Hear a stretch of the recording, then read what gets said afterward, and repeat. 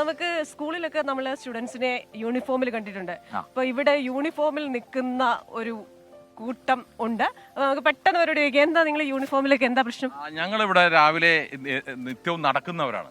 കഴിഞ്ഞ 9 വർഷമായിട്ട് ഞങ്ങൾ ഇവിടെ Cochin harbour avenue walkers club, അതെ അതെ, Cochin harbour avenue walkers crew എന്ന ഒരു സംഘടന രൂപീകരിച്ചിട്ട് ഞങ്ങളിവിടെ കഴിഞ്ഞ 9 വർഷമായിട്ട് നടന്നു വരികയാണ്. 365 ദിവസവും നടക്കും. ഞങ്ങൾ ഒറ്റ ദിവസം മുടക്കില്ല, ഈവൻ സൺഡേ ഉൾപ്പെടെ.